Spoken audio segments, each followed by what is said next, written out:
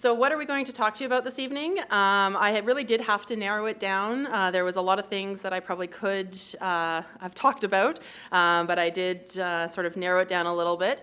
And just in terms of format, so what I'm going to do is I'm going to go through a quick review of our regulatory framework here in BC, review our mission and value statement and strategic goals, as they're really great ways to sort of set the stage for the other topics. And then I'm going to talk about the proposed regulation amendments, and then I will pause for questions after I finish going over the proposed regulation amendments. Once we've answered the questions there, we'll move on to discuss a little bit more in depth about the Caton Review, as our board chair had previously mentioned. And then I will pause there for questions, and then there'll be a few little updates on other current issues, and then after that, we'll pause for questions on pretty much anything that has been covered or hasn't been covered that people online still would like to ask. So probably many of you have seen this slide before, but I always include it because it's really important to remind ourselves that we are a creature of statute. We do what the Act allows us to do, and it's very clear in the Act. It is not just a theory. It is enumerated by law that it is the duty of a college at all times to serve and protect the public and to exercise its powers and discharge its responsibility under all enactments in the public interest. So what does that actually mean, though? So again, I had just mentioned we have our legal authority given to us from government. We exist at the pleasure of government. As I said, we are creatures of statute. We can really only do what government has granted us the ability to do. The reason that the structure has been historically the model used in BC is that there is recognition that the profession does have the expertise to provide oversight to the profession, due obviously to the specialization of the topic, but there's also recognition that conflicts exist and they need to be kept in check. And there's really this social contract that now has been formed where the profession does regulate itself but does so in the public interest. And I always like to say, and maybe it does go without saying, but I think it's an important point to make, self-regulation is not regulation of oneself. It is regulation by your peers. And so I think that's an important distinction to make. So again, public interest. We keep throwing this public interest word around. And so what does that actually mean? Well, really, when you drill down to it, it is the college's responsibility to have bylaws, policies, programs that are designed to prevent harm to the public from incompetent, impaired, or unethical practice. Every year I promise to get better with my graphic design, and every year this day comes and I go, oh yeah, I promised to do that and I haven't done it yet. So maybe next year I'll have a better graphic. I really like to use this. It's a simple graphic, but it does actually paint the picture very clearly. The public interest could be that big, dark purple box. There's lots of stuff you could argue that are in the public interest. However, the college mandate within that box is that light lavender box.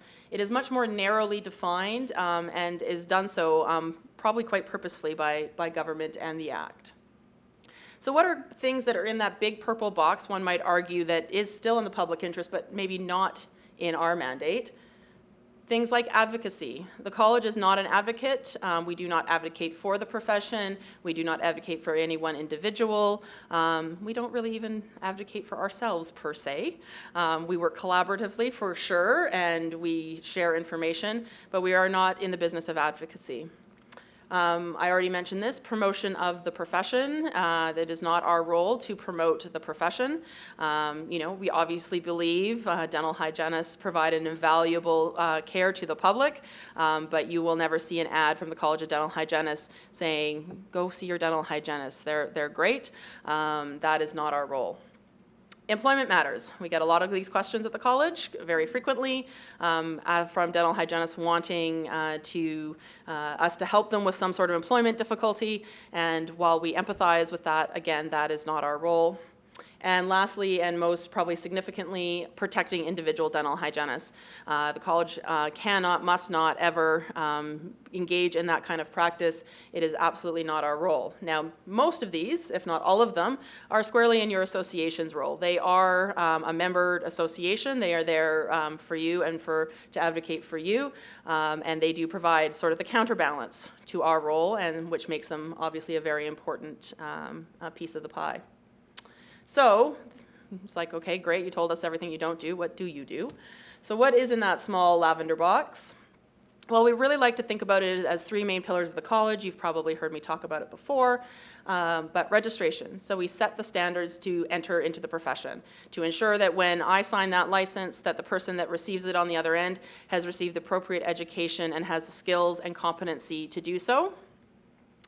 Quality assurance, so once you've been accepted into the profession and provided a license to practice, that your practice remains not only current and competent and meets the standards, but obviously we do hope over time it also becomes enhanced.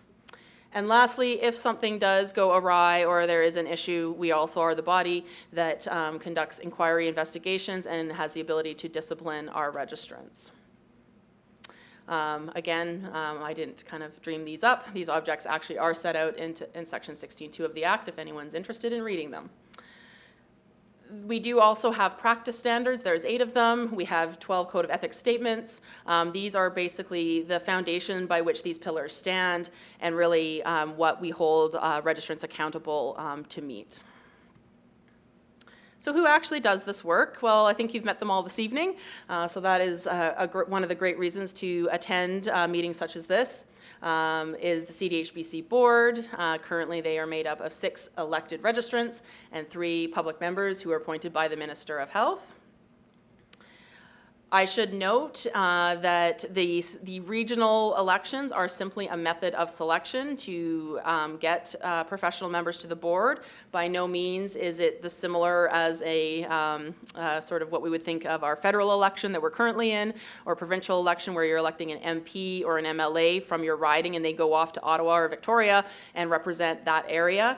That is not the method here. It is literally a way to get elected members, and as hopefully many of you have already read and know, the board has passed and filed bylaws that will change this process to an at-large, needs-based competency process, which I'll discuss a little bit later in the presentation. We also have committees, which you obviously heard about this evening. They are very active in their work. They actually have specific legislative powers through the Act. They deal with often individual cases that the board actually has no role in, that the committees have the direct authority to make decisions in those type of cases. And then the registrar also has specific powers enumerated under the Act as well. So, okay, you've told us all what you do and everything. Why do we have these colleges? Why is it important? And you might even be thinking, what's in it for us? Well, the use of restricted title. So only registrants of the college can call themselves registered dental hygienists or dental hygienists. Not anyone can call themselves that. I can't even call myself that. I am not a dental hygienist, so I cannot call myself that. And while that might seem a bit of a foregone conclusion or something one might just simply take for granted, it is really important when the public goes and sees a dental hygienist and they call themselves a dental hygienist. The public has that inherent trust that that person, they may not know about the college or our standards or our qualifications to get registration, but they are going to, in the back of their mind, just assume that that individual has had the right education, does some sort of ongoing learning, and that they're going to provide safe and ethical care. And it's just, that title carries a lot of weight and a lot of trust the minute you put it out there. And it's important that not just anyone can hang a shingle out and say, hey, I'm a dental hygienist and come see me, because then that would obviously erode public trust. And in many countries in the world, it is incredibly buyer beware. You can't trust somebody if they call themselves something. So it is very important.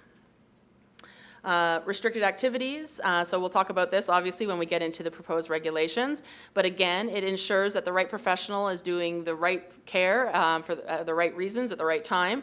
And so these restricted activities ensure that the person who is properly educated and trained to perform them is the one performing them and not some other professional who just decides that one day they want to start debriding. So that's a really important distinction. It's not meant to be turf protection. It's not meant to encourage siloed.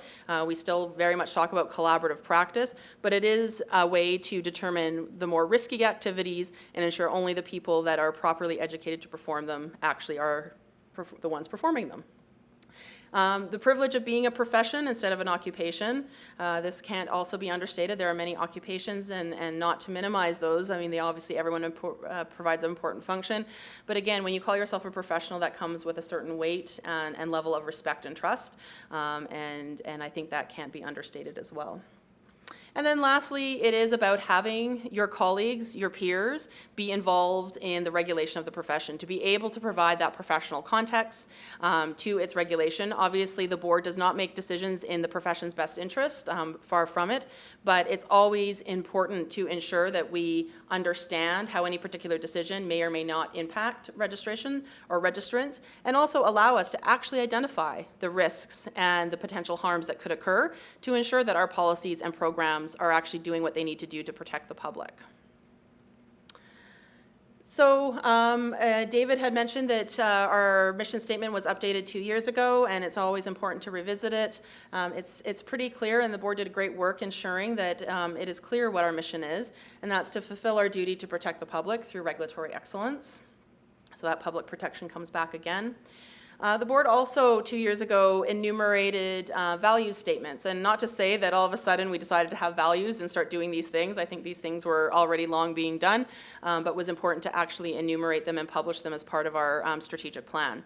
So the first one is ethics. We commit to ethical conduct in all our college regulatory practices and relationships. Leadership. We commit to demonstrating leadership through proactive and visionary regulatory practices. Collaboration.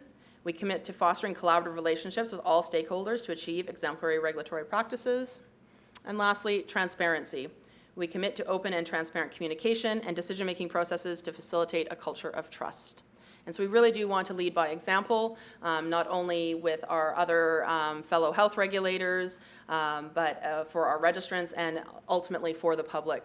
We strive to live up to these values in every part of our work, whether it be the daily operations, whether it be during board or committee meetings, or even when we outreach to registrants and the public. The strategic goals, again, I'm just going to go through them really quickly. Our first one is to oversee the practice of the profession to enhance competency for the welfare of the public, promote awareness of the college mandate initiatives amongst registrants and the public, demonstrate the commitment of the college to cultural safety and humility, and promote interprofessional collaboration with stakeholders. So those are our current strategic goals. There's a number of objectives that fall under each of those goals that really drive the college's work on a daily basis. And if you're interested in learning more about them, you can find our strategic plan on our website. Okay, I think now we're going to get into what I'm sure many of you have logged on to hear about, which is our proposed regulations. And I have to say, I have a huge smile on my face because it is my huge pleasure after 12 years in this role to finally be at a meeting where I can actually talk about proposed changes to the regulations instead of talking about a proposal that we are waiting to hear about. But before we get to the exciting bit, I thought it would be important just to go over a little bit of history about how we got here. So our current regulations were implemented in 1995. There was a small change in 2008 that fostered the residential care category. So for those that were around then, you'll probably recall that the residential care category was existing, but it was only available in residential care. The regs changes to open it up to all facilities. So it was a loosening of that rule, but it was just a small change at that time. Some of you may have attended the PDC in 2016, where we announced our formal proposal to government for further regulation changes, and that happened in 2016. And you'll recall that in that proposal, obviously we suggested the removal of 365, the removal of dentists on site for local anesthetic, inclusion of x-rays, definition of a dental hygiene diagnosis, et cetera. And so that happened in 2016.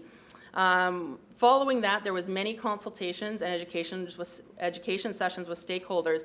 And the one I just wanted to take a pause, this happened probably say back in 2017, there was a lot of discussion about the proposal with government and with other stakeholders, and questions were raised about the qualifications of registrants, the education that registrants would receive before receiving their license, and were registrants prepared or properly educated to allow these changes to move forward. And the college felt that we knew the answers to that question because we set the standards and we register, and we were confident that we would never propose something that wasn't in the public interest and wouldn't be safe for the public to receive, and that some education needed to be done about dental hygiene education. And so we actually brought together all the dental colleges, including the College of Dental Surgeons. We brought together various officials within the Ministry of Health. We actually held a day on dental hygiene education and focused in on not only the broad education in both the diploma and degree programs, but very specific on what the type of education hygienists receive in terms of obviously process of care, x-rays, local anesthetic, referrals, and it was a really great day, and that day I think really did turn the tide for this proposal. It gave government the confidence that this was a safe thing to do for the public and a prudent thing to do for the public, and so I think that day I wanted to kind of take a pause, recognize that day, and also recognize the number of educators who came on their own time to that day to make these presentations. I'm not going to name them all, you know who you are, but I do want to take a time to thank you very much, because I don't think we would be here today without that day. And then the ball really got rolling in early 2019, very shortly after Christmas, with some very intensive meetings with the ministry and with the other dental colleges regarding the drafting and the content. I should enumerate and stress that these regulations are government's to draft. They did the drafting, they have done the posting, but obviously we were involved along the way, and it was probably early 2019 where the ball was really rolling, and then we found ourselves by August in a position where they posted these regulatory changes. So yes, there you go. Finally, they were posted. So I really would think that this gathered steam in 2017 with that education day, and then early 2019 is when I think Penn, and I'm just guessing because I'm not involved in that process, but I think Penn went to paper early 2019. So what do they actually say, and what are they actually going to mean?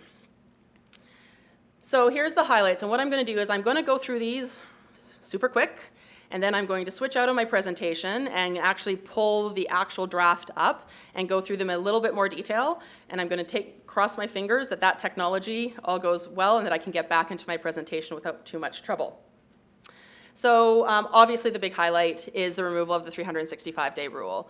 We have always said that this rule is not about public protection because on 364 days we're saying that our registrants are safe to practice, and on 366 they weren't. It was not about advocacy, it wasn't about promoting the profession.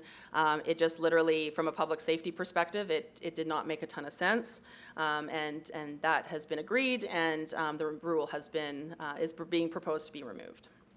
It also provides a definition for dental hygiene diagnosis, and when we get to the actual page, I'll speak a little bit more about that and why it's important. X-rays, and I know we call them usually radiographs, but the legislation calls them X-rays, so that's the term I'm going to use. Local anesthetic, the removal of the dentist on-site requirement. An interesting one gives the ability for a dental hygienist to reduce the dislocation of the TMJ. It does enumerate standards around what I've put in quotes, independent practice, and I will speak to that also when I get there. And a requirement to make a recommendation to seek a dental exam, and I will also speak a little bit more about that. Okay, so again, this is government's draft. It is not the college's draft. It is the government's decision. My only commentary tonight will be on the interpretation the college has done thus far. But again, I will do my best to answer questions. But again, this is the government's draft, not ours. I think most of this is already pretty self-explanatory. This is obviously the definition section. The dental hygiene definition has not changed from the previous draft. It is still talking about assessing the status of teeth and adjacent tissues and providing preventative and therapeutic treatment for teeth and adjacent tissues. Dental hygiene diagnosis. So this is one of the big changes, and probably in practice, I hope that all of you are already doing this. However, the term diagnosis is actually a restricted term, and it is a term used very carefully, and we certainly made the case that it is our expectation in order to provide safe and effective and ethical client care that hygienists be able to diagnose these conditions. And so you see there before you how it's been defined, which means a clinical judgment of an individual's oral health condition to determine whether a condition can be, I hate that word, thank you, that word, or resolved by services that the registrant is authorized to provide, or B, consultation with or transfer responsibility care to another health professional is necessary and or appropriate. And then there's further definitions under the restricted activity. Certainly, when we get there, and maybe actually I'll pause there and then I'll expand. Prescription means prescription. The Pharmacy Operations Drug Scheduling Act, and I'll discuss that when we get to local anesthetic. And a substance, I know this may sound strange, but substance is actually a restricted activity and defined as includes air and water, but excludes a drug. So obviously, you'll see it shows back up in their list of restricted activities. We wanted to make sure that you guys could use air and water. It's pretty key to your practice, so that's why it's there. Okay, so under 4, it does say a dental hygienist may practice dental hygiene, obviously. It also includes this limit around the dislocation of the TMJ, that a hygienist can only do this if the dislocation happens during the practice of dental hygiene. The location of this restriction may be moved. This may have been maybe just a slight drafting error, but it still will be the case that hygienists can't be just out reducing dislocations willy-nilly. A hygienist will only be authorized to reduce the dislocation if it happens during the regular course of care. So now we'll get into the more nuts and bolts of it. So first is related to the diagnosis. So 1A, make a dental hygiene diagnosis identifying gingivitis or periodontitis as the cause of signs or symptoms of an individual. So we know that hygienists identify many things. We know that traditionally when we think about dental hygiene diagnosis, it doesn't just speak about gingivitis or periodontitis. However, for the purposes of the Act and the regulations, government was very specific that the diagnosis for the purposes of the Act is specific to the types of disease that the hygienist has the ability to diagnose. We don't expect you to now only focus on those two things. We want you to continue the complete process of care, but there's a difference between diagnosing something and identifying something. And a huge difference is you diagnose something that you can actually treat versus identifying something that you may either make recommendations to the individual client about, or you would actually make a referral to another practitioner that actually has the ability to make the actual diagnosis. Perform scaling, dental debridement, or root planing. We know that root planing and scaling is debridement. However, this is the choice that was used to ensure clarity, that all three are named. Administer a substance by irrigation. So this is why substance is defined, so that you can use air and water. It may seem like that's pretty obvious, but it is a restricted activity in the regulation. And then again, we talk about the dislocation of the TMJ, and again, that restriction may show up in a different place, but would still be there. Then we move into x-rays, and so I know probably many of you may be thinking, well, I already do x-rays, should I not have been?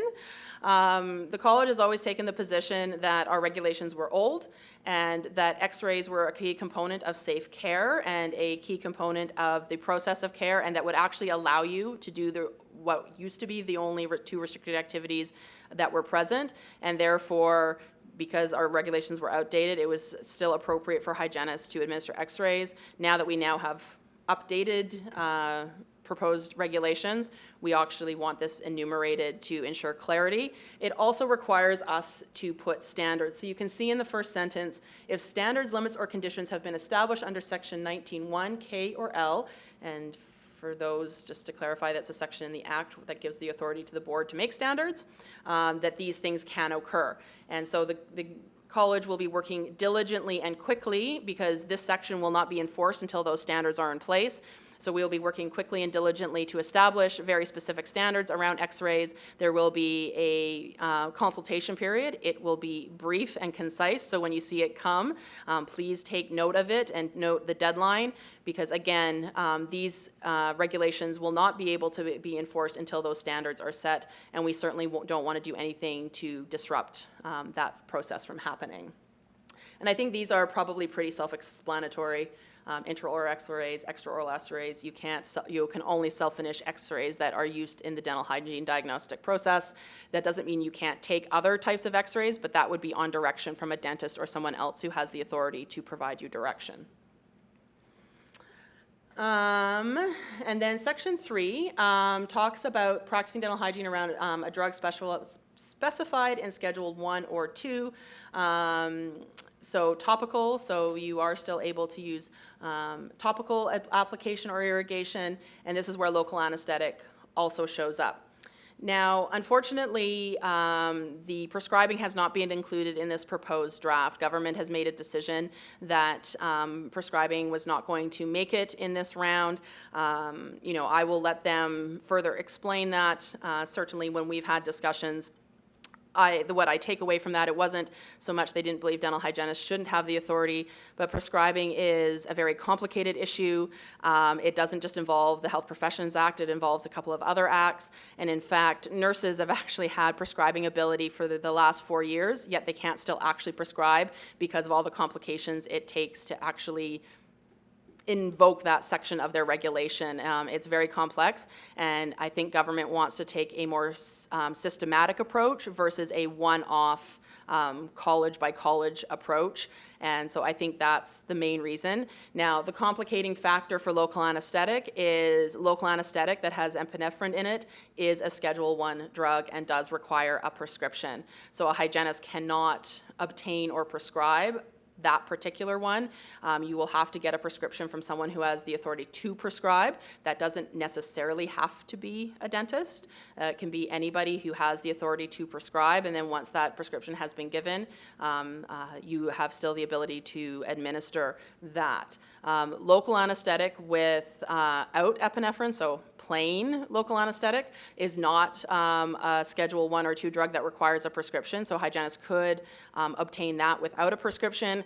We know that in most cases that is actually not as safe as those with epi in it. We are aware of that challenge, and we have expressed that obviously to government, but this is where we find ourselves, and again, I think these are important step forward, and certainly discussions will be ongoing about other approaches to maybe deal with this issue, including approaching the pharmacy regulators who work very closely with Health Canada on the drug schedule, and maybe there is an opportunity to actually deschedule oral local anesthetic that has a small amount of epinephrine in it.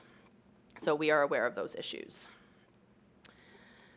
Okay, and then I think these other two are, 4 is basically what I just described, that the hygienist doesn't have the ability to prescribe, and obviously only a registrant who is a dental hygienist may provide a service of the above.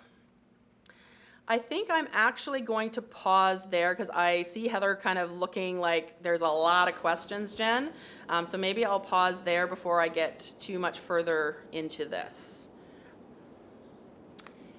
Okay, so the questions coming in are of a few different categories, and I'll try and lump them together as much as possible. Fantastic. So maybe just one comment that we could ask from you, and this has come from a couple different people. When do we anticipate that these would come into force or be implemented? Great question. So I will be getting to a slide that does talk about what's going to come next. The short answer to that is the consultation period for these regulations ends on December the 2nd, and anyone is allowed to provide feedback to that consultation period. Now, When will these come into effect? The short answer is I'm not entirely sure. We do have bylaws that need to come along with it. We obviously have the standards of practice that we need to develop, and government obviously will have their own processes. So certainly we're going to work as diligently as we can, but the good reminder is these are proposed changes. Nothing has changed. Please, I'm sure those online tonight know that, but please, if you're ever talking to your colleagues, make sure they are clear that for now the 365-day rule is still there. The changes haven't happened, because unfortunately I've heard from some that the misunderstanding that this has already happened. But yes, as soon as we can practically do it in a well thought out and organized way, will this come in, and don't worry, there'll be lots of communication coming from the college about that. And the next couple of questions have to do more with the content, especially around prescriptions. Sure. Can you speak to irrigating with chlorhexidine and whether or not that would be something that would fall within the realms of these regs? Sure. So unfortunately, chlorhexidine is a Schedule I drug that requires a prescription. So if you have a prescription for it, then you absolutely can irrigate with it. But you cannot self-dispense or go get it yourself. We had quite a robust discussion this past year at the Pacific Dental Conference on this, and there has been further communication from the college on this particular issue. We have dialogued with the College of Dental Surgeons and received the feedback that on a client-by-client basis, there could be a standing order in the chart. But what the College of Dental Surgeons said that is not acceptable is sort of an office-wide policy, because of course that goes against client-centered care. But there could be a standing order in the chart, but that is something that the dentist would have to put in place. All right. Thank you for that, Jen. Now, in terms of the LA with epinephrine, would a prescription be required for each patient as per these regs? Yes. So as I just sort of mentioned with chlorhexidine, we do want to engage in client-centered care, and I would hazard a guess that certainly, it would be not permissible for a physician to issue a blanket prescription to a whole family under one name. It has to be kind of client-by-client focused, and so the short answer to that is yes. The longer answer to that is, I think, we always want to ensure we're engaging in collaborative care no matter what the practice, and while this can be challenging in some venues, and we certainly recognize that, we really hope that a collaborative relationship can be put with someone who can prescribe to alleviate some of the concern around this. Now, another question that takes us over to the radiograph portion. The question is, will you be, or will, I guess, the staff be working with a dental radiograph expert in the development of the practice standards? I'm not sure what they mean by a dental radiograph expert around standards. Like I maybe what they're thinking of standards and what I'm thinking of standards are probably two different things. Standards are going to be very outcome-based. They're also going to make sure it's very clear that the x-rays should only be used, obviously, or self-initiated anyways, for stuff that is within the dental hygiene scope of practice. So we're not talking about necessarily there's going to be specific standards around the quality or exposure or things like that. It's more going to be outcome-based, similar to how our current practice standards speak about. It's not going to be kind of like a checklist. So, certainly we're going to be engaging with educators, with obviously registrants, members of the public, College of Dental Surgeons, absolutely. But I'm not sure I'm totally clear on what dental expert means. I don't know, Heather, if you have anything to add to that. I think we'll just wait and see if there's some further elaboration that comes with that question. You just mentioned a couple of different stakeholders, and there was a question here earlier on that maybe you could speak to. It had to do with the education sessions and the consultation phase prior to the proposed amendments, and what other stakeholders were included. You referenced the dentistry groups and the regulators and the educators. Were there others? Well, certainly, we did outreach to registrants. It may seem like a long time ago. We did actually have a number of Coffee of the College sessions through webinars with registrants. Certainly, we've, included the associations, from their perspective. So I think any stakeholder that had a significant role to play, we certainly discussed with them. So this is obviously the old stuff. There is the old 365-day rule. We'll just take a pause just to look at the red line version around the 365-day rule. I think it's only appropriate we just take a pause and look at that. So there is a new section 6, so there is still some limits on practice. This is not unusual in regulation. In this section, it talks about independent practice, and there is a quotation around that. And the board has had some dialogue, and will be providing some feedback, just like anyone else can, to the government regarding that. And what we hope is independent practice, it really, unfortunately, we know sort of in dental hygiene what we mean by that, but oftentimes it can feel like isolated practice, siloed style practice, not necessarily independent practice. So what I believe the proposal will be is private dental hygiene practice. We talk about private dental practices. I think that what government meant and what we certainly would mean is a private dental hygiene practice, so practice outside a regular dental office. And you can see the definition that they've put there is the practice of dental hygiene in circumstances where a dentist is not on site or immediately available. One other amendment that I believe the board will be proposing to government is to put normally, so where a dentist is not normally on site, because then if you look at section 2, it talks about further standards around what is, and I'm going to use the term private dental hygiene practice. And so the college will be setting some more, again, outcome-based standards around private dental hygiene practice, and certainly things like, maintenance of x-ray equipment, maintenance of infection control equipment, record keeping, billing, some of those sort of very practice-orientated standards that haven't been well enumerated in the past will become so. But certainly we don't want to create a situation where in a dental practice, the dentist isn't in, and all of a sudden the registrants are now responsible for everything under those standards. So we want to ensure the regulation is clear about who actually will be required to meet those standards. And again, just like we spoke about the other standards around x-rays, there will be some consultation around that. And again, we will have to keep it brief. It will not be really open-ended. So if you have thoughts or contributions to make, we encourage you to pay attention and get those in as quickly as conceivably possible. And then lastly, there is a requirement that those who engage in private dental hygiene practice make a recommendation that the patient be examined by a dentist unless those two following conditions have been met. So either has reason to believe the patient has recently been examined by a dentist, or has recently recommended to the patient be examined by a dentist. And again, this is a recommendation. It is something that can be notated in the chart that you've recommended it. And I think it's safe to say, and certainly I'm not shy about making this point, it would have been the college's expectation that this occur, even if it wasn't in the regulation. By no means getting rid of the 365-day rule is it safe and good practice for your clients to suggest they never need to see a dentist. It always should be collaborative, it always should be client-centered, and it always should be in their well-being. Sometimes they may need to see a dentist sooner, sometimes it might be longer, but it should always be from a collaborative perspective, because the dental hygienists are a key piece to someone's overall health, but so are dentists. So, but it showed up as a limit, and so it's there. And then it's also further clarified that a registrant must not perform permanent restoration procedures.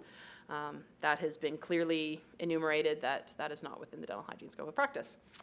So I will then take a pause, because I'm sure the questions are still coming in fast and furious, and see what else we can answer for folks. So, Jen, there's a few questions really about chlorhexidine and the ability to prescribe it. So we have one dental hygienist indicating that they're an independent RDH working in a long-term care facility. If the dentist provides a prescription to obtain chlorhexidine, can it be used on patients in the facility to irrigate for pre-procedural rinse?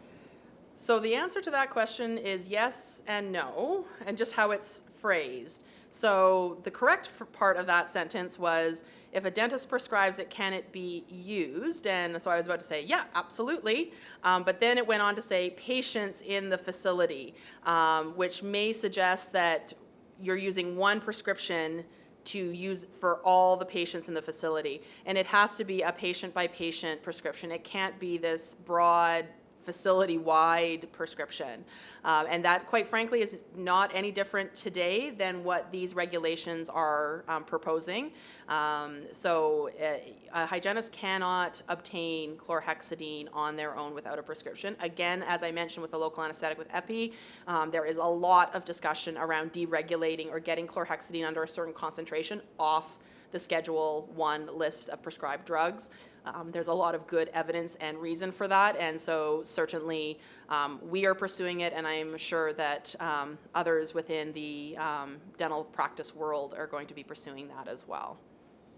So just further to your comments, just to maybe reiterate that administering local anesthetic with epinephrine is still within our scope of practice as long as there's a prescription in place and it does not require the supervision of a dentist. Correct. Hopefully everyone online heard that clearly local anesthetic, in fact, the barrier on having a dentist on site has been removed. So administering local anesthetic with epi is absolutely within scope. There just needs to be an existing prescription for that, the actual medication of it. Now we have a question as well regarding the radiographic piece. Okay. And this is more specific to the cone beam CT. Now the question is, does the college have any concern about registrants being directed to expose cone beam CT when theory and technique are not part of our competencies? So your professional obligation is not to engage in any practice in scope or outside of scope if you don't feel you have the appropriate education, training, or competency to do so. Certainly under the regulations, dentists can direct registrants to do a variety of different things, but the proviso on that is even if you received a direction, you should refrain from doing it unless you feel you have properly been educated and trained to do so. If you've received a direction from a dentist to do the cone beam technology, that is permissible as long as you have that appropriate education and training to do so. And the director, the dentist who's directed it, is also responsible and acting responsibility for the results. And just again, now we're going to swing back to chlorhexidine, local anesthetic, and the prescription piece. There seems to be still a bit of confusion out there with respect to what type of notation is required in the chart. For example, chlorhexidine, the question being, does the notation need to be prescription of chlorhexidine for a patient every single appointment, or can it be for that patient on a more long-term process? And also the same question for LA, does it need to be each time? So my short answer, and I don't mean to be glib about it, but the short answer is that's up to the prescriber. That's actually not the dental hygienist's responsibility.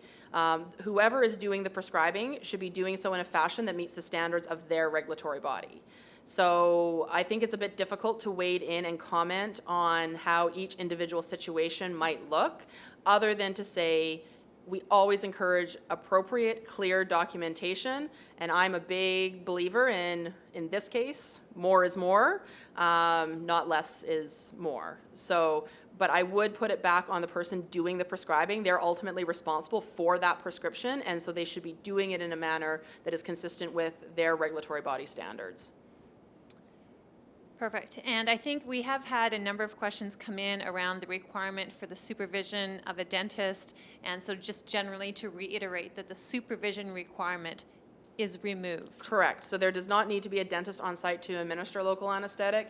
And further to that, dental hygiene has always in BC been a self-initiating profession. It's never required direction from a dentist to do your scope of practice. That has not changed, but what is changing is you don't require a dental exam every year before you can practice. So not a lot has changed in terms of self-initiating or basically practicing your scope without being told, is what self-initiating means. But there has been changes obviously on the restrictions of that, which is related to 365 and then having a dentist on site for local anesthetic. And then obviously clarifying things around diagnosis and x-rays. Now the next question switches gears a little bit more to the independent practice side of things. If a dental hygienist is practicing independently, would the proposed regulations allow that dental hygienist to see a family member or friend in a residential care facility to provide dental hygiene care? Okay. It actually talks about this little patient relations program down here. And currently, our current patient relations program does not specifically enumerate who you can and cannot treat. It is a principle-based patient relations program, and that's probably going to be strengthened in the future as well. I think it's, I'm not going to say yes or no to who you can treat and when you can treat and where you can treat them. What I would say is you have ethical obligations around informed consent, around a patient's ability to choose their care, around a patient's comfort level to get a second opinion, around your own ability to provide objective care recommendations and treatment. So I think you have an ethical obligation to ensure that you are able to do those things regardless of who the client is. So I know that's not a super specific answer, so I apologize for that, but I think this is more an ethical question around making sure you've obtained free and informed consent, that you are able to be independent and objective in terms of your care and your treatment, and that the receiver of the treatment is able to be objective and confident they can either get a second opinion, stop treatment, or choose their treatment. So that's my short and long answer to that question. All right. And another question around anesthetic. The question is, what about Oracix? And does it require a prescription? No, it is not a scheduled drug. So there are other options, and not to reinvigorate the chlorhexidine discussion, but there are other options besides chlorhexidine for pre-procedural rinse as well. And there's actually more research coming out that chlorhexidine isn't maybe the be-all, end-all that maybe initially it thought it was. So I would encourage registrants not to get too hung up on chlorhexidine is the only answer, and explore other options that are not on a schedule of drug. Perfect. Now, I think there's also been a number of different questions about how can registrants access this information again if they've missed anything due to the technical difficulties. Sure. So we will post a video of this presentation online on our YouTube channel, which I will show you at the end of this presentation. And rest assured, there's still a lot of work to go. We are at the very early stages of these changes. The college is building a very robust communications plan regarding this, both at the consultative phase as well as obviously once these changes come into effect. There will be many opportunities to attend webinars and receive other written materials regarding these. So maybe what I think I'm going to do is I'm actually going to pause. I'm going to try to get back into my slides and talk about next steps, and maybe that also may answer some of those type of questions. So obviously we have not posted the draft bylaws. There needs to be draft bylaws posted. So I'm going to speak about those in a little bit. Drafting and consultation of new practice standards, I've already spoken about that. I've already spoken about the deadline is December the 2nd for the regulations. There will probably be a different deadline for the draft bylaws. And then a reasonable implementation schedule, which will also be transparent, and we will be absolutely clear with registrants around what that implementation schedule is. I'm not sure if you can appreciate or not. Certainly the staff, seeing we're kind of up to our eyeballs. These changes may look relatively simple, but I can assure you it is triggering some substantial changes on an operational level that we are currently managing, and I have an intense passion to make sure this goes as smoothly as possible and is as well thought out possible, and we don't rush it for the sake of rushing. So we will endeavor to, you obviously get, I know people are eager for these changes, but we also want to make sure that they're done right and we take the time to do them right. There's the slide I was looking for. So I can't speak about the draft bylaws very much. They have yet to be approved by the board and yet to have been posted. We're getting close. I think that's fair to say. The board's sitting right in front of me for the people online, and FYI, the board is my boss. So if you see me being a bit careful here, that's why. But what I can speak about is what we've obviously talked about publicly in the past, and I don't think the board has changed their thoughts on this. And the key piece around these draft bylaws, I'm actually going to just pull all this up here so we can look at it. Come on, you can do it. Okay, so obviously I need to make some changes this because it references prescribing, and now we have the draft regs, so I need to take that out, so my apologies. But what we are proposing, or what we hope to be proposing in draft bylaws, is redefining the registration categories. So the full and conditional category will automatically move into the registered dental hygienist category. That category for new applicants will be a diploma entry, will still be fully self-initiating, which we just spoke about, and can practice the full scope. We'll delete prescribing. The dental hygiene practitioner category, those in the 365 exempt category will automatically be put in this category. And then for new applicants, it will be a degree level entry, practicing the full scope, and only registrants in this category may own and operate an independent practice, or what we are going to term a private dental hygiene practice. Those in the registered dental hygienist category can work for a dental hygiene practitioner and practice independently. They just can't be the primary owner and operator and be ultimately responsible for that practice. So that is the continued thought around that, and that I think will be the most significant change. And then lastly, another small change, and I don't know if you can kind of see it, I kind of squished it down there on the bottom, but we are changing the way we do local anesthetic certification, and further details will be available as we move forward on that. But there will be changes where it's a certification process versus conditional registrants have it, full and full 365 exempt, or conditional registrants don't have it, full and full 365 exempt registrants do have it. It actually will be a certification on your license that enumerates that you are authorized to provide local anesthetic because you've received the appropriate training. Not a huge change in the system, just a huge change, a bit of a change in process. So is there any further questions about either this slide, and I wrap myself on the knuckles for not editing it in advance, or the schedule of events? I think we have some questions that are kind of Sure. carryovers from before. I'm not going to go out of my slides Okay. again, but I think I can still answer some more questions about the proposed regulations. Certainly. And I mean, this ties in a little bit. So perhaps you could explain what this will mean for hygienists who have a diploma but already own an independent practice. So hopefully those hygienists are in the 365 exempt registration category. If they are, they will be put automatically in the dental hygiene practitioner category with or without a degree. If those hygienists who already own a practice that are not in the 365 exempt category, there is a mechanism, again, I'm treading very carefully because these are not posted yet. There is a mechanism in the draft bylaws that will accommodate that, but there will be work required to move out of sort of a holding category and up into the practitioner category, and what that might look like remains to be seen. The other option is these bylaws have not been changed yet. The current bylaws still exist. The current mechanisms to get your 365 exempt registration still exist. Things like PLAR through Thompson Rivers still exist, which is a 9-credit online prior learning recognition module. That is still all in place, and if one gets their 365 exempt registration before these bylaws change, then they will automatically be moved into the dental hygiene practitioner category. So if someone is online that finds themselves owning a practice but not in the 365 exempt category, one might seriously want to consider options to get into that category before these changes take place. And so that, just further to that, someone with, for example, as a question states here, 35 plus years of clinical and instructional dental hygiene experience, would that individual be grandfathered in? So they have a practice, but are not 365 exempt. Is that what I'm? There's no Okay. clarification around already practicing independently. Okay. It seems to be more around the recognition of Right. So they're, again, experience. I'm treading lightly because I've seen them, but they're not posted yet. So this is getting into a little bit of a territory that I'm feeling increasingly uncomfortable with until we actually can post these for public consumption.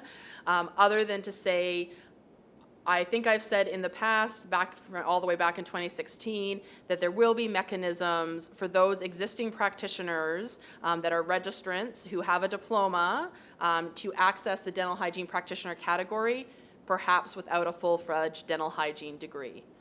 What that exactly will look like, I don't even want to comment on, but I would imagine that prior learning and experience, similar to what's in place for the 365 exempt category, would likely be a consideration.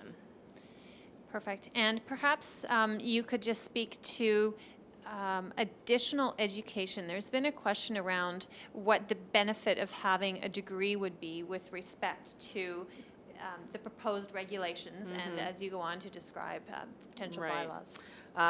Well, I could take all night on that one particular question to talk about the benefits of the degree, especially around the non-cognitive skills and the evidence-based decision-making and things like that. There's a lot of research out there that's published that talks about sort of those type of enhancements. And so, you know, again, without getting too far down the rabbit's hole about what the standards are going to look like around private dental hygiene practice and things like that, it really is not so much about dental hygiene clinical skill per se, but more around that wholesome approach and that ability to manage practice and kind of evidence-based decision making and everything like that. And I think it's really important to note that this is not a knock to those who have a diploma, far, far from it.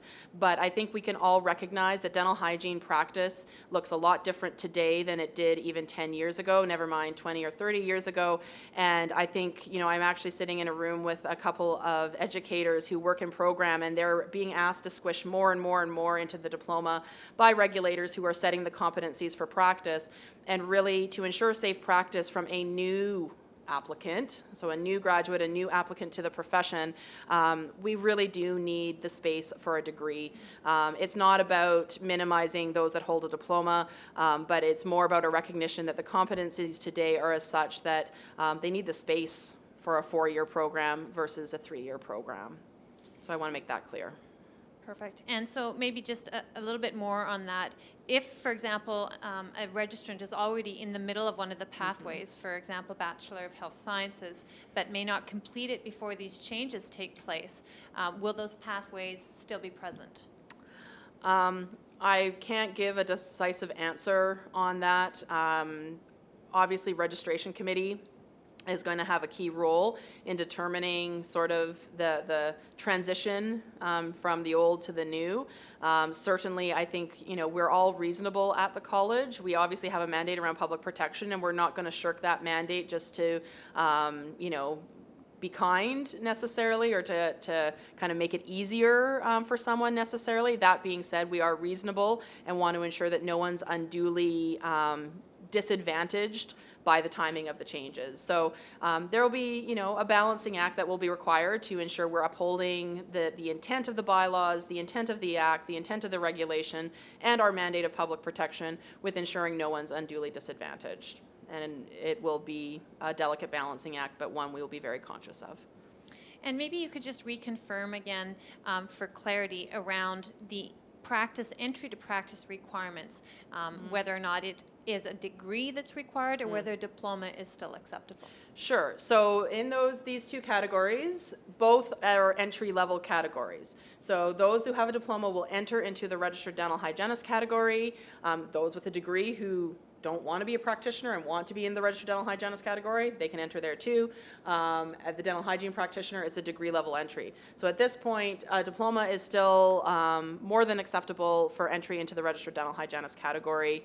For direct entry into the practitioner category, it will be a dental hygiene degree, but as we've discussed, there will likely be other pathways for those who hold a dental hygiene diploma but wish to access the dental hygiene practitioner category.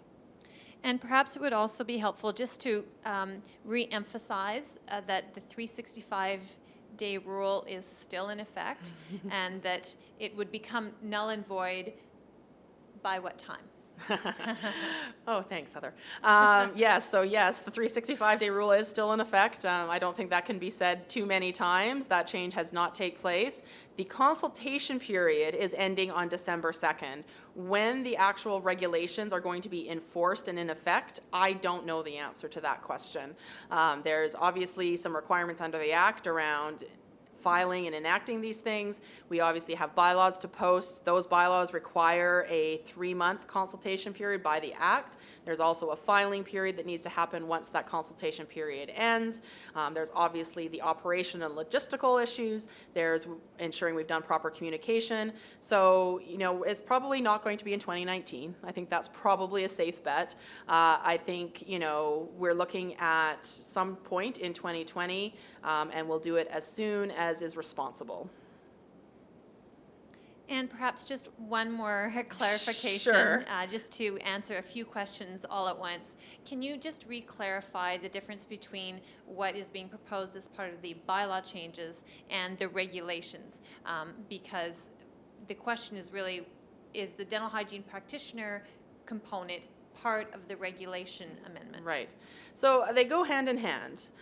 So government did the regulation changes. Those are theirs. The lovely red line thing that I showed you earlier, that's theirs. That's on their website. You will see that that does not speak about registration categories because that is not government's purview. That is the purview of the board and the college to set bylaws around registration categories.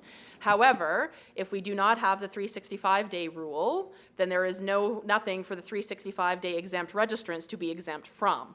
So clearly the college has to relook at that, and this has been in the proposal since 2016. We've done a number of consultations on it, and it was really felt that for private dental hygiene practice that a degree level entry was what is needed to ensure safety for the public, and that is why you see this particular structure, but also a recognition that most of our 365 exempt registrants are already practicing in private dental hygiene practice.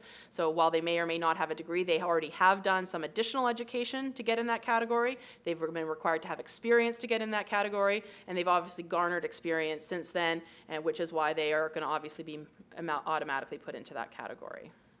Okay, so I'm conscious of the time. It is 8:30, I believe, or 8:35. I've got a whole raft of slides, many slides, like I've only gotten halfway through my presentation. Now are we frozen? Oh, there we go. On the Caton report. Now, I understand that this may be only fascinating to me and a few other regulatory nerds, and that's fine. I wear my regulatory badge loud and proud. So I probably am going to go through this relatively quickly. But I do think it's important for registrants to hear about the Caton report, hear what's happening in regulation in BC, because it may front load you in terms of information that there could be more changes coming, and I think it's important to be transparent in that. So if you haven't heard about this, well, you actually have, because David did sort of steal my thunder a little bit, but he's chair, so he's allowed. On March 8th in 2018, the Minister of Health in BC here ordered a review of the College of Dental Surgeons by the Chief Executive of the UK's Professional Standards Authority, Harry Caton. As our chair mentioned, Mr. Caton is a leading expert in the world of regulation, specifically in health regulation, and so he was brought in to conduct the review. Why was the review ordered? Suffice it to say, to get it on one bullet, it was related to recent difficulties experienced by the College of Dental Surgeons, and one of the key areas was to make recommendations to improve their governance and regulatory performance. However, what is key here is the review also, and Harry was also asked to review the Act in general and just how our health regulatory system in BC was performing, including how all the rest of us were performing.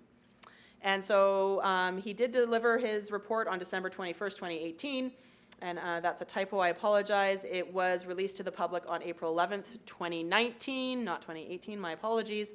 It is available publicly off the ministry's website, and I believe you also can get a copy on the CDHBC website if you're at all interested in the full report.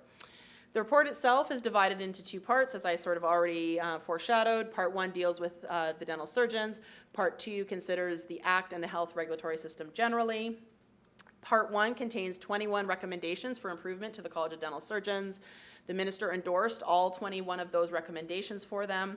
The College of Dental Surgeons delivered a plan to the minister, which the minister has accepted, and the college is now enacting some of those recommendations, most notably a change to board composition, which I will speak about shortly. So part 1 include reduced board size. So they actually have reduced their board now down to 12. I believe it was at a high of, 20 or 22. It has now been reduced to 12. They've instituted a 3-year cooling off period before former association board members can run for the college board. There's a change that no one that is the subject of complaint can run for the board, and that a board member should step aside if they have a complaint made against them. No one obviously that has a complaint upheld should be a member of a board or committee. Moves to further board transparency, less private meetings. There's commentary around unminuted meetings, so obviously less of those. and a general recalibration of the board's relationship with the senior staff. If you do read the report, I don't think I'm saying anything out of turn. Unfortunately, for many years, the relationship between board and staff was not appropriate or positive, and so recommendations around improving that relationship. Also recommendations around removing itself from the complaints process. Unfortunately, this did occur. I can tell you at our college, the board is not involved in any of the complaints processes, and we have very specific firewalls to prevent that from happening. They do a complaint survey, which I do find interesting, and so to improve that complaint survey. This one's an interesting recommendation. Build a different relationship with its dentist registrants, one of both mutual respect and distance. And I think that is a really great way to put it. We certainly respect our registrants. We hope our registrants respect us. We value their thoughts and contributions, but at the same time, we do have a mandate to the public, not to the registrants, either individually or at large. And so it does have to be this balance of a relationship around mutual respect and distance. Commit greater time and respect and interest to CDAs who they certify and dental therapists who they license, and better and more regular engagement with the 3 other dental colleges. I will pause here a little bit. There is a section in the report that talks about this particular thing. Obviously, they talk about us a little bit. It does reference the fact that we didn't make a formal contribution to the report, and as our chair said, I was actually interviewed quite at length by Mr. Caton, so I'm not sure I necessarily agree with that particular section. And I would also say that, you know, despite challenging times at the College of Dental Surgeons, at the staff level, we have always enjoyed engaging with them and have had some professional engagement over the years. And I think the challenges have come when there's, you know, higher level engagement that may involve board decisions that has been a bit challenging, and so hopefully we can improve that moving forward. And I think that's all of our responsibilities, not just the College of Dental Surgeons. This is also interesting because we may see ourselves here as well. When collecting fees, the college should inform dentists more clearly what part of the fees go to the college and an association respectively.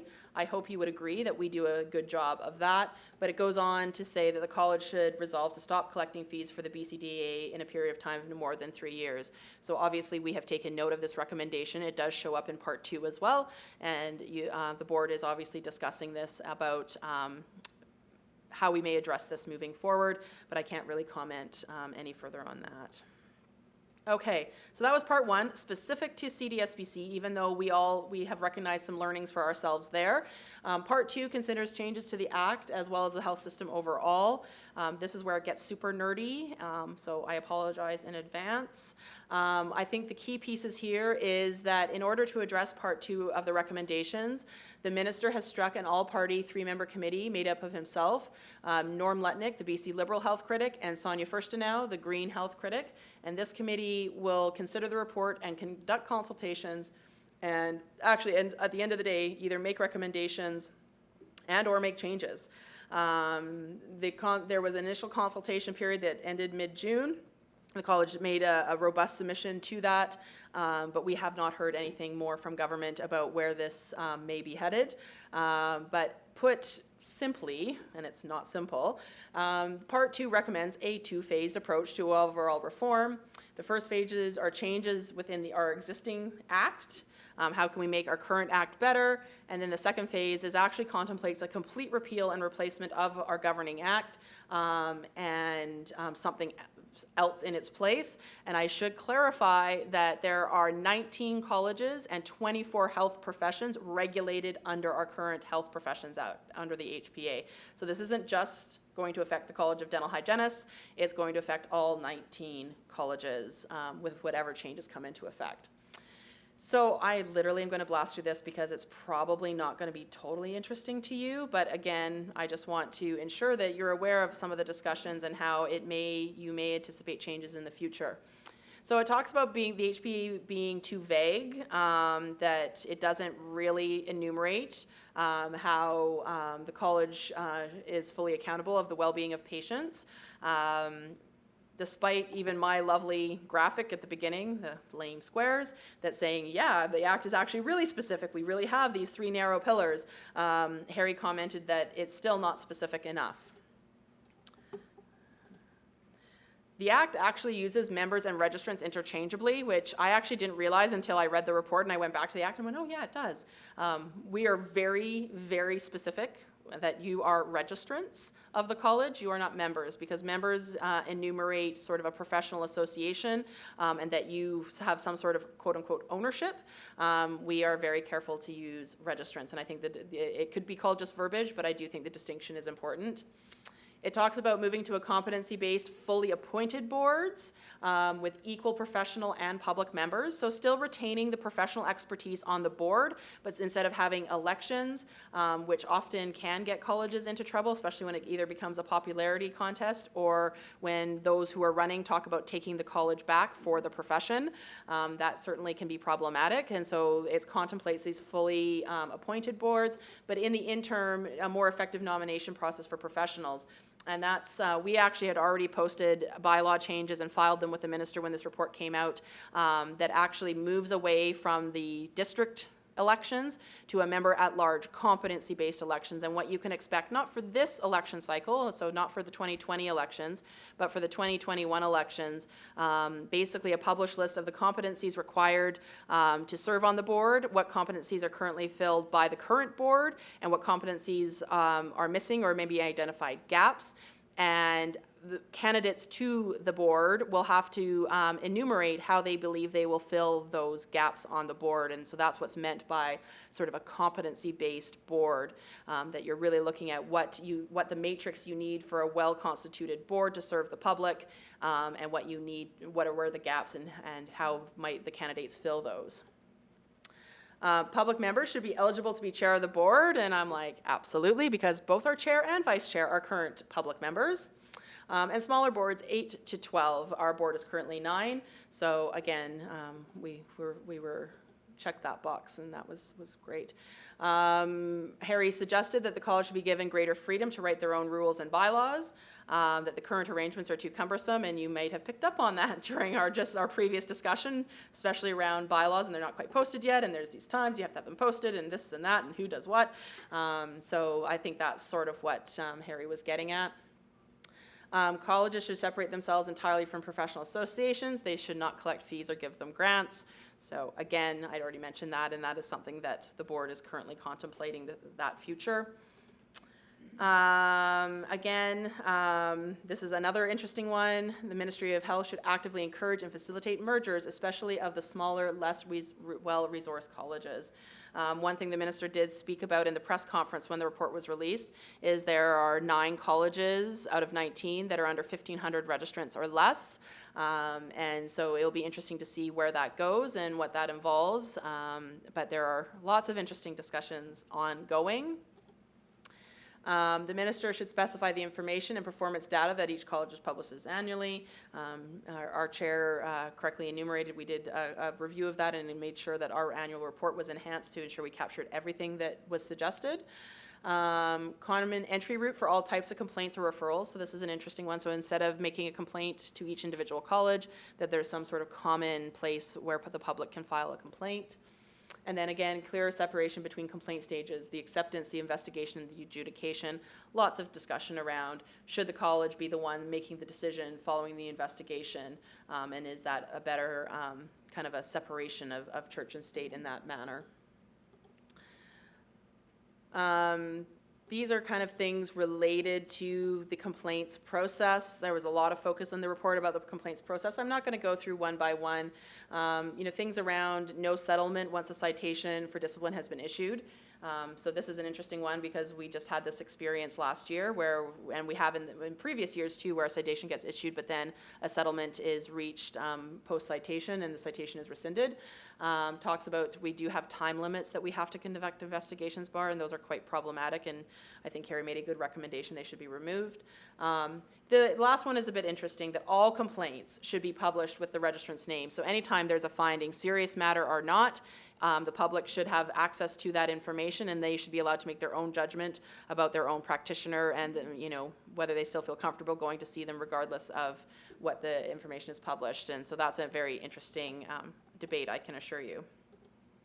So then we move on to part 2. So this would be a complete repeal and replace. This is even further down the line.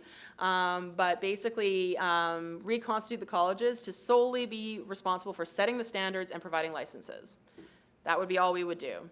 There would be a single code of ethics for all health professionals. The college would investigate the complaints, but we wouldn't adjudicate them.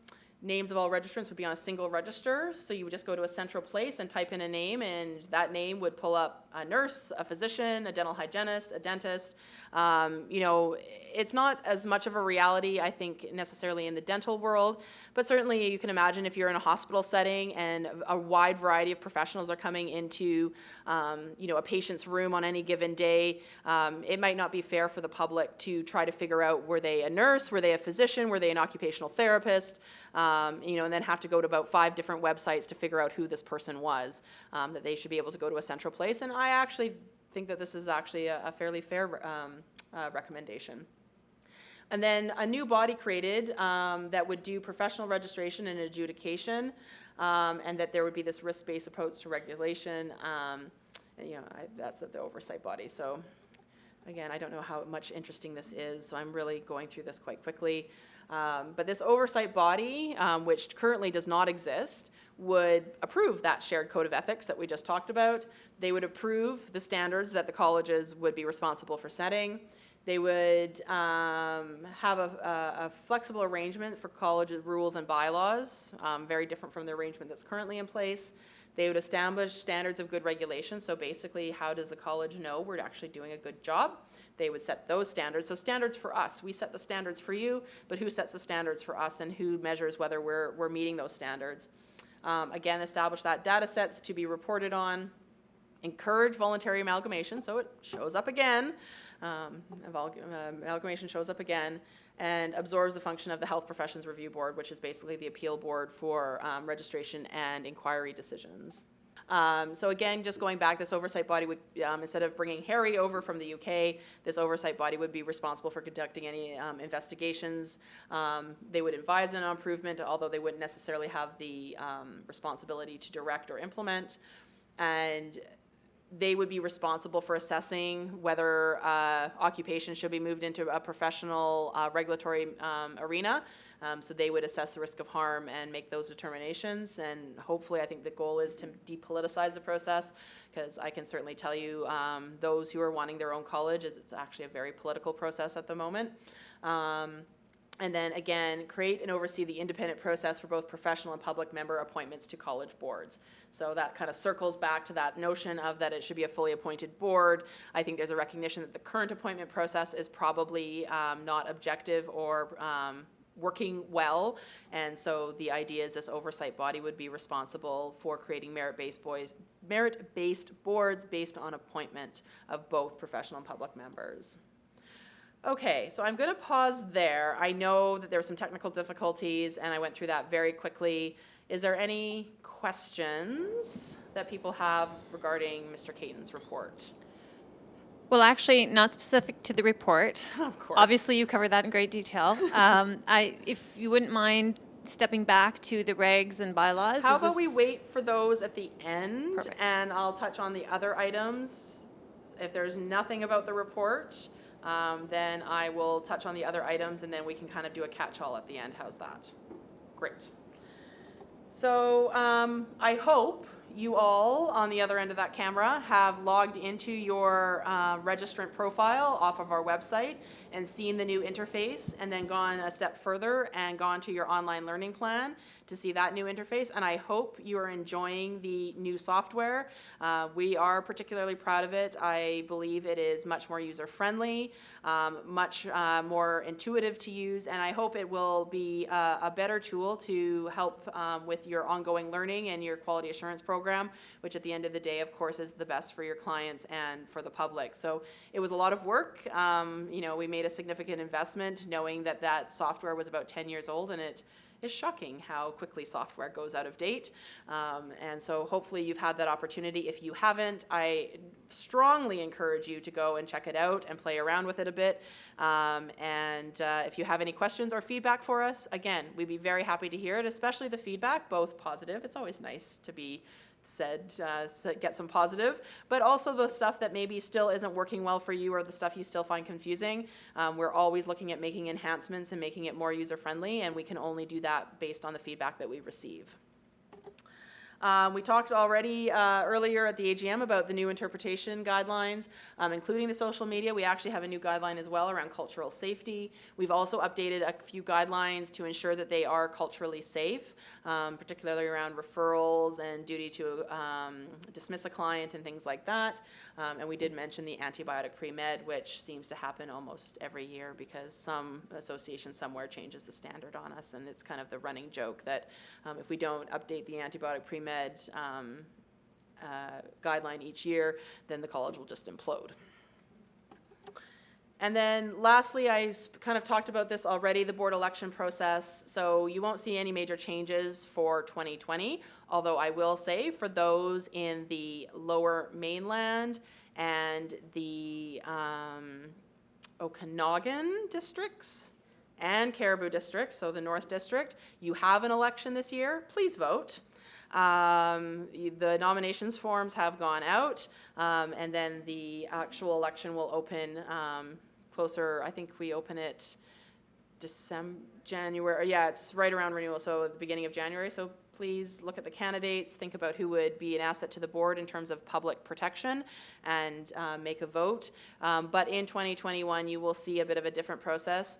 Everyone will vote for everyone. They will be members at large positions, and you will see publications coming from the college around the overall matrix of competencies and needs of the board, the identified gaps based on that matrix, and then candidate answers around how they believe they would fill those gaps. So you have that to look forward to. I should go back. One thing I didn't mention during the Caton report slide deck in the changes at the College of Dental Surgeons, they have also done away with their regional elections. They've also done away with their direct electing their president and vice president and treasurer.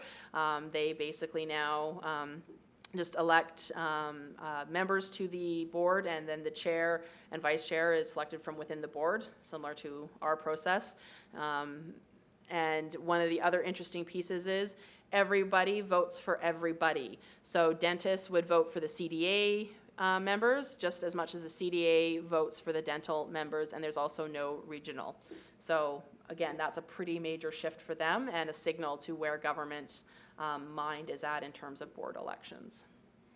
Okay, and then lastly, this is where we are. This is where this video will live, is on our YouTube channel. So if you haven't subscribed to our YouTube channel, please do so. You can also access it off our website. And if you aren't following us on Facebook, please do so. We provide a lot of useful information there, important reminders, and it is a good way to stay connected with the college and what the college is up to. Certainly when we start engaging in the consultation process around bylaws and the practice standards, things will be not only posted on our website and email to registrants, but Facebook is also a really great way to keep tabs on what we're up to. So that's the end of my slide deck. Bring the questions. So first of all, before we launch into the questions, I just wanted to relay, we've had a number of comments with feedback around the new OLP, and the comments are all positive. There's a lot of excitement. The ability to attach documents to courses taken is the best. Thank you so much. Not so frustrating, makes online learning so much easier. So I just thought I'd share those with you. Great. Thank you all for your feedback. Everybody. And if at this time, maybe it would be good to just loop back to comments, questions around the bylaws and regulations. So we have some questions just to differentiate between the two categories, the dental hygiene, the registered dental hygienist, and the dental hygiene practitioner. And would there be a difference in fees between those two categories? I, again, can't prejudge what the board will decide, as it's their job to set the fees. Currently, there is no difference between a full, a conditional, or a full 365 exempt renewal fee. So take that with what you will. And would the dental hygiene practitioner be able to, in the future, prescribe or perform any other additional procedures? So hopefully I don't get myself into trouble with the next answer. This is purely someone who thinks about the future quite a bit and has interesting discussions with fellow regulators, either in dental hygiene or outside dental hygiene. But certainly as the public's needs and wants change over time, we have to be mindful of that as regulators. And I would like to think that the board's decision around creating the dental hygiene practitioner category also is mindful about there could be changes in scope of practice around serving the public and what the public needs, and that practitioner category would be well suited, that if there were changes in the future, oh dear, okay, yes, well, I'm going to stop talking soon, it's going to be okay, that if there is changes or enhancements, that category would be the natural category for those enhances or changes. And with respect to access to that category being at a degree level, so a dental hygiene degree as it's been clarified, would there be any consideration given to combining perhaps an individual's education, such as a degree outside of dental hygiene, with perhaps dental therapy? So perhaps a dual practitioner. A duly trained, yeah. I think there's a whole lot of discussion that needs to take place and a whole lot of different combos that could be acceptable. I think, at the end of the day, we want to be accommodating and not restrictive to that category while still upholding the fundamental public safety principles that went behind creating that category and creating the entry standards to that category. So, certainly I think we're all very aware that, a dental hygiene degree is not necessarily just the be-all, end-all. At the same time, we are going to have to be careful that we strike the right balance between permitting access to that category without diminishing the intent of the qualifications to be in that category. And on the topic of the proposed regulations, does the college anticipate any pushback from organized dentistry? I don't know. That's probably a better question for the BC Dental Hygienists Association. Certainly, we come at it from a how will we implement and interpret this for the safety of the public. Our job is to ensure that government and the public feel confident that when we implement these regulations, we do so in a manner that the registrants doing them are safe and ethical and competent to do so. What the political wrangling might entail beyond that, we'll let that happen in that arena. Now, shifting gears again, if you have time for maybe just a couple more. What have we got? It is just after 9, so it is getting a little bit late. So maybe we'll give a few more minutes to 2 or 3 more questions, and then maybe we'll say goodnight for this evening. And again, you have my commitment that if you pose a question to us via email or give us a call, it will get answered after this evening's over. Okay, perfect. I've got 2 for you then. Great. So Monica indicates that her observation is that as per the Caton report, the College of Dental Hygienists could no longer collect fees for the association, CDHA, as they do now. Is that correct? So the report are recommendations. So Mr. Caton has made some recommendations to government regarding the future of health regulation in BC. What government decides to do with those, especially in Part 2, is yet to be enumerated by government.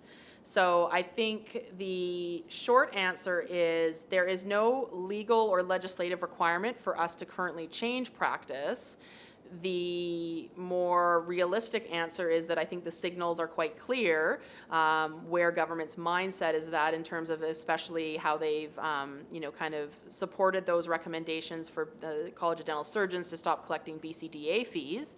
So like I said, the board is discussing this. We are waiting for further clarification and direction of what that actually looks like. Does it need to be a complete separation of church and state? Thou shalt not collect fees in any mechanism, or would a voluntary collection of fees still be permissible, or would a link through our renewal system still be permissible? Those questions are still not clear. So for now, nothing is changing. You will see in next year's renewal the same process that has been the last 3 renewal periods and in terms of the collection of the fees, but we are very mindful of the current reality and dynamic and are discussing and trying to sort out exactly what government is going to say about it. All right, one last question. Great. It's a biggie. Okay. Do you have any comments about the possibility of the Ministry of Health implementing an amalgamation of health profession regulatory bodies? Do I have any comments? Well, anyone who knows me knows I always have comments.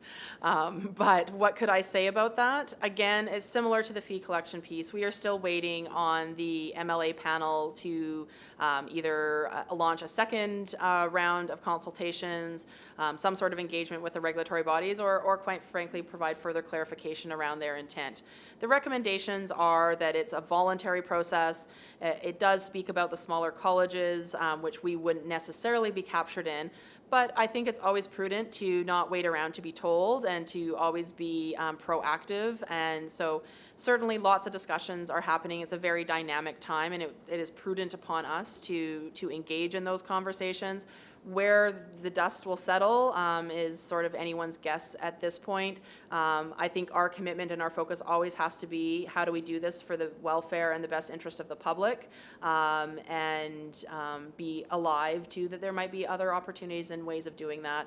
But where that will land, I think is still a big question mark, and I'm sure there will be more discussion, more presentations, more communications coming on that front. All right, we're going to close it there. Thank you to all of you that joined us online on this Thursday evening. We really value your participation. And like I said, we apologize for the technical difficulties, but hopefully you can watch the video in its full, uninterrupted version. And again, one last offer to answer any questions that might not have been answered for you during this session. So with that, I will close off our webcast this evening, wishing you all a very good night. Thanks again.